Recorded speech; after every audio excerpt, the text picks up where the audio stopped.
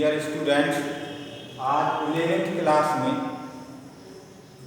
आपका topic start हो रहा है जिसका नाम है समरस संख्या, अंग्रेजी में जिसको कॉम्प्लेक्स नंबर बोलते हैं। आज इस टॉपिक की चर्चा करेंगे।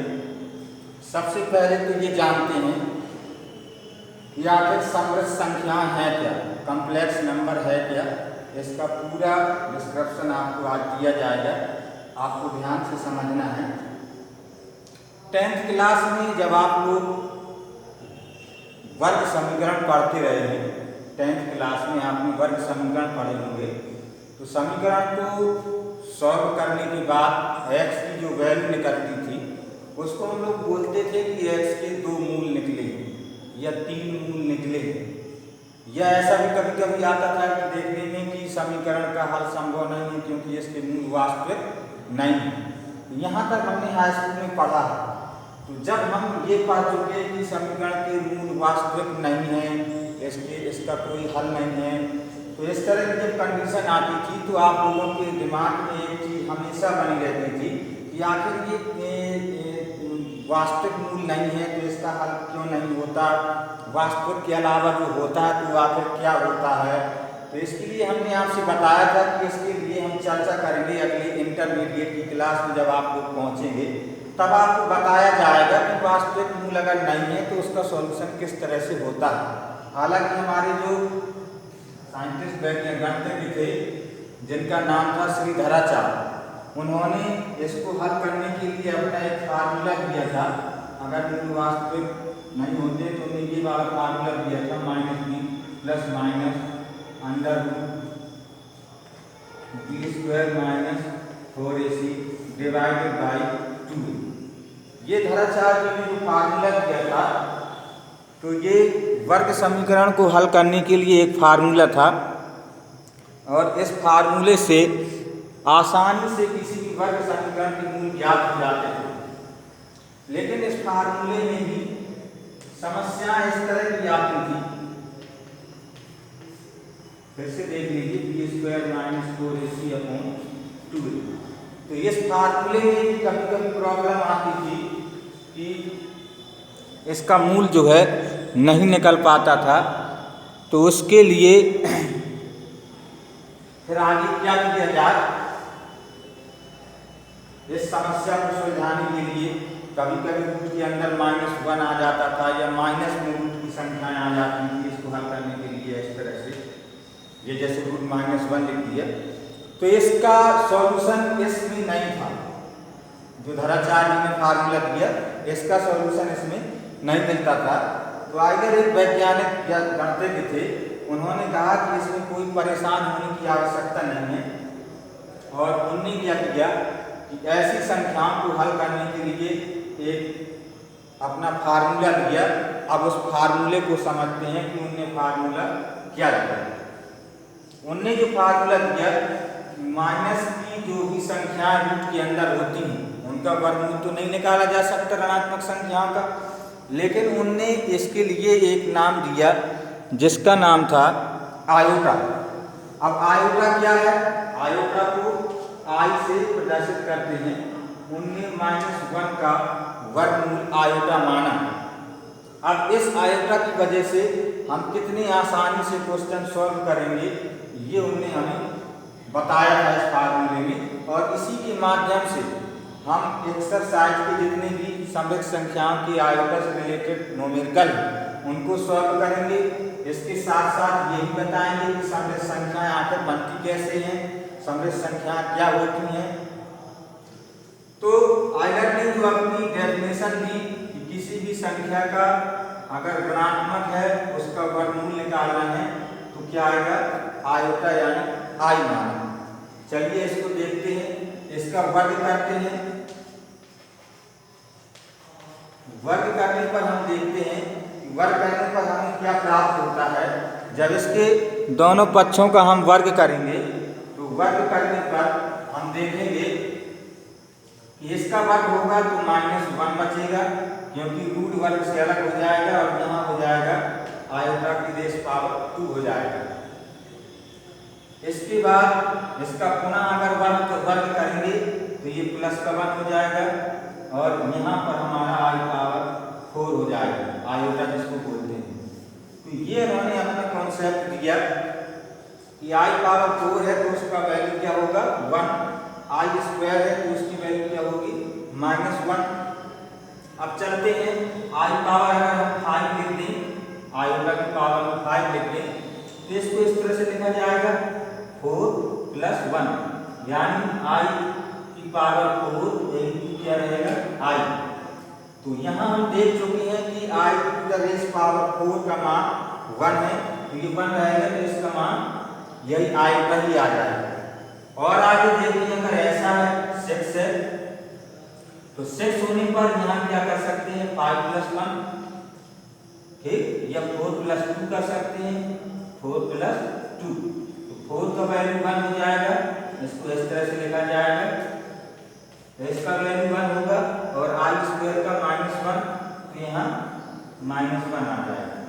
आगे चलते हैं 7 पावर पर विचार करेंगे तो आई पावर 4 + 3 करेंगे, आई पावर 4 आई पावर 3 इसका वैल्यू 1, और आई पावर 3 को किस तरह लिखेंगे, आई पावर 3 को इस तरह से लिख सकते हैं ऐसे, तो आई रेज़ टू पावर -2 का मान -1 तो -i यहाँ भी आ जाएगा, तो -i यहाँ आ जाएगा। फिर इसके बाद चलते हैं आई पावर 1 भी चलते हैं, तो यहाँ आ जाएगा 4 और +4 कर देंगे तो हमारा आई पावर 4 यानी फिर 1 आ जाएगा। तो इस कॉन्सेप्ट को देखिए जरा ध्यान से, इस कॉन्सेप्ट में आप देखें तो आई यानी आयोटा -1 फिर -आयोटा और +1, इसके आगे भी आप जितने आगे चले जाएंगे आप 9 करके देखिए, तो 9 करेंगे तो इसको ऐसा लिखा जा सकता है,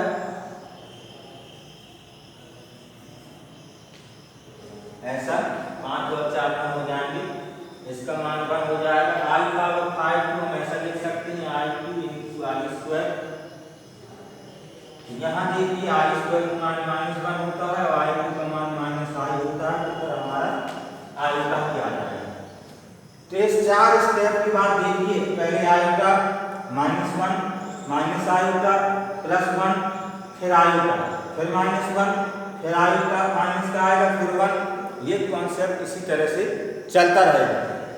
तो इसके माध्यम से ऋणात्मक संख्याओं के जो वर्गमूल हैं, ये जो वैज्ञानिक थे, साइंटिस्ट थे, गणितज्ञ थे, इन्होंने अपना ये कॉन्सेप्ट दिया, इसके माध्यम से हम आयोटा से रिलेटेड न्यूमेरिकल हल करते हैं। हम आपको ये भी बता दें इस कम्प्लेक्स नंबर अगर है तो कम्प्लेक्स नंबर की जो डेफिनेशन है, कोई भी कम्प्लेक्स नंबर 2 चीजों से मिलकर बनता है, यानी हम लिखें समृद्ध संख्या, समृद्ध जो संख्या बनती है उसके 2 पार्ट होते हैं, एक होता है वास्तविक संख्या और दूसरी होती है काल्पनिक संख्या। तो जब भी कोई समृद्ध संख्या बनती है तो वो 2 संख्याओं से मिलकर बनती है, वास्तविक और काल्पनिक। अब वास्तविक हम हाई स्कूल में पढ़ चुके हैं, काल्पनिक पर यहाँ विचार करना है। तो काल्पनिक जो आयोटा गणितज्ञ ने जो आयोटा नाम दिया, ये क्या है इमेजिनरी यानी काल्पनिक, यानी अंग्रेजी में इसको कम्प्लेक्स नंबर लिखेंगे, कम्प्लेक्स नंबर इक्वल यहाँ आपका रियल नंबर आएगा, वास्तविक संख्या को रियल नंबर प्लस इसको इमेजिनरी।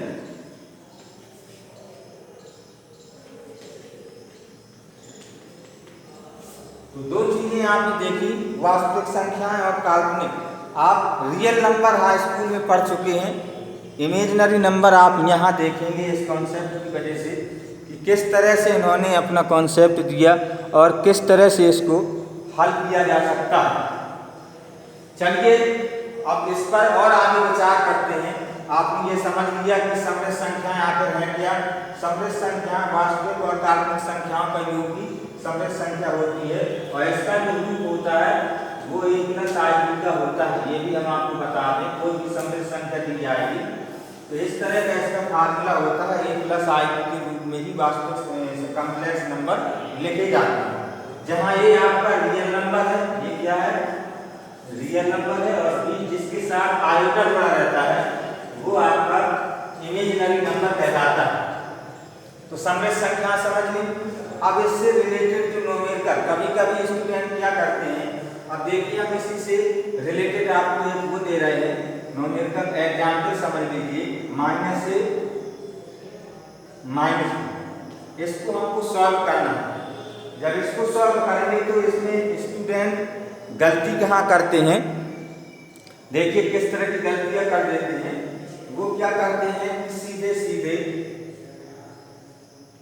माइनस और माइनस का गुणा इस तरह से कर देते हैं और माइनस माइनस प्लस हो जाता है और ये इसका आंसर इतना लिख देते हैं कि ये भी आए। जबकि अगर देखा जाए तो ये क्या है, गलत है। गलत इसलिए है क्योंकि अभी अभी हमने बताया कि अगर ऋणात्मक संख्याओं का वर्गमूल देखा जाए तो वो होता ही नहीं है, क्योंकि अभी हम उसी को समझाते रहे हैं। जब ऋणात्मक संख्याओं का वर्गमूल नहीं होता तो हम उसको कैलकुलेट भी नहीं कर सकते। जिस तरह से हमने ये अभी हाई स्कूल में पढ़ा है उस तरह से हमने इसको कैलकुलेट कर दिया, जबकि इसको हमें लिखना क्या चाहिए था। अब देखिए क्या डिफरेंस आएगा आंसर में। हाई स्कूल की मैथ के हिसाब से अगर कैलकुलेट देखा जाए तो सही है, लेकिन ये इसकी वजह से गलत है। अब देखिए इसको किस तरह से सॉल्व करेंगे। इसको हमें क्या करना चाहिए था, हम इसको इस तरह से लिखते a इंटू -1 b और इंटू -1, या हम ऐसा भी लिख सकते हैं root a into root -1 root b into root -1। अब हम इसका कैलकुलेशन कर सकते हैं क्योंकि इसमें माइनस नहीं है, तो इनका कैलकुलेशन हमारा क्या आएगा ए बी, और इसका -1 का जो मान अभी हमने आयोटा बताया था, ये आयोटा की वजह से इसका मान आई और आई रहेगा, जो मिलकर के आई स्क्वायर हो जाएगा। और इसका मान भी आप देख चुके हैं, इसका मान आई स्क्वायर का मान कितना -1 आ रहा है, तो इसका आएगा माइनस का रूट ए। देखिए डिफरेंस है, इसमें प्लस का ए भी आ रहा था रूट में और इसमें माइनस का रूट में ए भी आ रहा है। तो ये भी ध्यान देना है कि कभी भी कैलकुलेशन करते समय अगर रूट के अंदर ऋणात्मक संख्याएं हैं तो उनका हम कैलकुलेशन नहीं कर सकते, उनका कैलकुलेशन इस आयोटा के माध्यम से ही हम करेंगे। तो ये विशेष ध्यान आपको ध्यान देनी है कि आयोटा के माध्यम से ही हम इसका कैलकुलेशन करेंगे। इसके बिना अगर हमने कैलकुलेशन कर दिया, जैसे इस तरह हमने आपको बताया कैलकुलेशन कर दिया था हमने, तो ये आपका गलत माना जाएगा। तो आपने ये देखा कि आयोटा आखिर क्या है, इसकी वैल्यू क्या है, और यहाँ जो कॉन्सेप्ट हमने बताया था आपको कि एक निश्चित अंतराल के बाद, जैसे यहाँ आयोटा में 5 पावर में आई आया, आई पावर 6 किया तो -1 आया, आई पावर 7 किया तो आयोटा आया माइनस का, फिर आई पावर 8 किया तो 1 आया, इसके बाद फिर 9 किया तो फिर आयोटा आ गया, फिर आप आई पावर 10 करें, आई पावर 11 करें, इस तरह से जब बढ़ते जाएंगे तो यही कॉन्सेप्ट आपको प्राप्त होगा। तो कहने का आशय ये कि हमने इसके माध्यम से एक वैल्यू देख ली, आई पावर 4 यानी आयोटा रेज़ टू पावर 4 का मान 1 होता है। इसके माध्यम से इस पर जितनी भी बड़ी घात है हम उनको आसानी से हल कर सकते हैं। देखिएगा अभी और एग्जाम्पल में हम उनका मान निकाल के बता रहे हैं। किसी भी मान को हम किस तरह से हल करेंगे और किस तरह से सॉल्व करेंगे। चलिए अभी तो छोटी छोटी संख्याएं थी, मान लीजिए हम इसको इस तरह से लिख सकते हैं 100 पावर, आयोटा में कितना पावर लिख दिया हमने, 100 पावर लिखा। अब इसको हमें इसी की सहायता से सॉल्व करना है, तो किस तरह से हम इसको सॉल्व करेंगे देखते हैं। अभी हमने कॉन्सेप्ट में देखा कि आई पावर 4 एक ऐसा पावर है जिसका मान 1 है। तो हमारा प्रयास ये रहेगा कि पावर चाहे जितनी हो उसको 4 से डिवाइड करें। 4 से जब हम डिवाइड करेंगे इसको, तो 100 को जब डिवाइड करेंगे तो देखिए क्या आएगा, ये क्या है 25। तो हम इसको इस तरह से लिखेंगे, यही फार्मूला आपको सभी न्यूमेरिकल में यूज करना है। 4 पावर से ही उसको डिवाइड करना है, पावर चाहे जितनी ही आयोटा में उसको 4 से ही डिवाइडेड करना है। जब 4 से डिवाइड करेंगे हम, तो हमारा जो मान आएगा, इसका मान क्या है 1 होता है, तो इसकी जगह 1 लिख देंगे और इसकी जगह जैसा पावर 25 है तो इसका मान हमें 1 प्राप्त हो जाएगा। इसी तरह से फॉर द एग्जाम्पल हम इसको ऐसा भी लिख सकते हैं 101। तो 101 में देखेंगे, जगह यहाँ 101 कर देंगे तो हमारा मान यहाँ क्या आ जाएगा 21। तो हमारा शेषफल यहाँ क्या आ जाएगा 1 शेषफल आ जाएगा। तो इसको किस तरह से लिखेंगे, तो जो भी शेषफल आएगा ये आयोटा की पावर इनटू में लिखा जाएगा। जैसे हम देखें आई की पावर, इसको हमने हल किया तो इसको 4 पावर से जब डिवाइड करेंगे तो 25 में कितना हो जाएगा 100, और जो शेष बचा है इसको आयोटा की पावर में अलग लिख देंगे 1 पावर आई। तो 100 और 1 मिलकर के 101 हो जाएगा। तो यहाँ हम देखेंगे कि हमारा मान क्या आ जाएगा, आयोटा आ जाएगा, आई आ जाएगा। तो इस तरह से हम समृद्ध संख्या में जो पहली एक्सरसाइज है वो सिर्फ इसी से रिलेटेड है। और इसके बाद कॉम्प्लेक्स नंबर को a प्लस आई के रूप में जो हमने बताया, ये इसका रूप होता है। कॉम्प्लेक्स नंबर को a प्लस आई के रूप में लिखा जाता है, जहाँ a आपका रियल नंबर है और b आपका इमेजिनरी नंबर है। तो इस तरह से इसको हल कर सकते हैं। एक इम्पॉर्टेंट टिप्स आपको देना चाहते हैं, ये हमेशा याद रखना कि कभी भी आप न्यूमेरिकल सॉल्व करते समय अगर आपको इस तरह की पावर प्राप्त होती है -9 मान लीजिए लिखा है, तो सबसे पहले हमें ऐसे न्यूमेरिकल में क्या करना है कि इस पावर को हमें ऋणात्मक से क्या बनाना है, धनात्मक। तो धनात्मक बनाने के लिए हम इसको क्या करेंगे 1/i पावर 9 लिखेंगे धनात्मक बनाने के लिए। ये आप जानते हैं। जब ये धनात्मक बन जाएगा तो फिर इसको उसी मेथड से हल करना है, सॉल्व करना है। इसको हम 4 की पावर ऐसा करेंगे और इनटू में ऐसा लिख देंगे 4 × 8 8 और 1 9 पावर हमारी हो जाएगी। इसका मान हमारा 1 है, तो इसकी वजह से ये हमारा हल करने पर ये आएगा। लेकिन यही आपको हम जो बताना चाहते थे, ये इम्पोर्टेंट ध्यान देने लायक है कि हमने ये तो समझ लिया कि अगर माइनस पावर है तो माइनस पावर को हम प्लस कर लेंगे, प्लस करने के बाद उसी मेथड से उसको सॉल्व कर देंगे, ये भी सही है। लेकिन उसके बाद जो ये अपोन में आया है आपका आयोटा 1/आयोटा आया है, इसको किस तरह से हम सॉल्व करेंगे ये आपको और बताना है। हमेशा याद रखना है आप लोगों को, कभी भी हर में आयोटा नहीं होना चाहिए। कॉम्प्लेक्स नंबर में आयोटा हर में आना ही नहीं चाहिए। अंश में आ जाए कोई बात नहीं, क्योंकि उसका रूप भी उस तरह का होता है a+ib के रूप का। लेकिन हर में कभी भी आयोटा नहीं रखना है। तो इसके लिए क्या करेंगे, हर में आयोटा आ गया है तो इसके लिए हमारा क्या करना पड़ेगा, इसका मान। तो इसके लिए हम क्या करेंगे कि अंश और हर में इसी आयोटा का मल्टीप्लाई कराएंगे।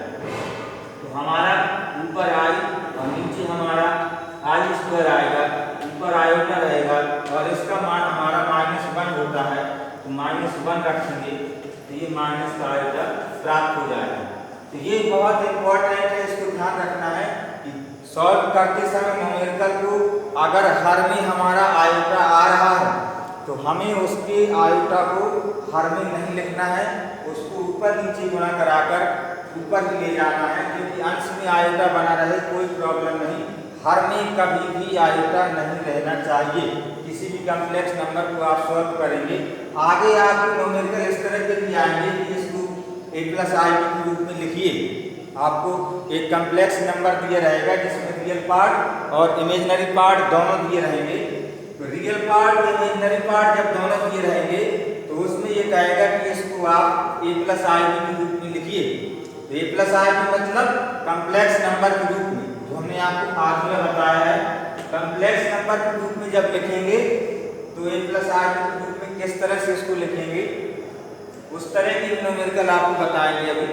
तो पहली एक्सरसाइज में आपका केवल आयोटा से रिलेटेड पावर उसमें दी रहेगी और उसको आपको सॉल्व करना है क्वेश्चनों को कि किस तरह से हम उनको सॉल्व करेंगे, एक दो एग्जाम्पल और बता करके।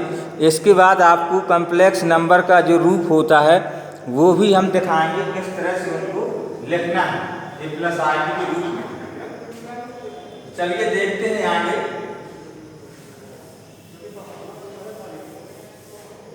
संख्याओं को आप किस तरह से दर्शाएंगे। अगली एक्सरसाइज में आपको a+ib के फार्मूले के रूप भी मिलेंगे, लेकिन जैसे मान लीजिए आपका 2+i ये न्यूमेरिकल दिया है, इसका होल स्क्वायर दिया है। अगर इसको कहा जाए कि उसको a+ib के रूप में लिखिए तो किस तरह से लिखेंगे। तो इसका होल स्क्वायर आप हाई स्कूल में पढ़ चुके हैं। तो 4 आएगा, i² आएगा प्लस का 4i आएगा। यहाँ देखिए 4 आएगा, यहाँ देखिए इसका मान -1 आ जाएगा प्लस 4 आएगा। यहाँ आपका 3 हो जाएगा इनको सॉल्व करने पर, यहाँ 4 आएगा। तो देखिए a+ib के रूप में हमारा कॉन्सेप्ट लिख गया। तो इस तरह से न्यूमेरिकल को a+ib की, अब यहाँ ध्यान देना है कि कभी कभी कुछ इस तरह के न्यूमेरिकल भी आएंगे कि अपॉन में आपको i मिले, आयोटा कहाँ आ जाएगा अपॉन।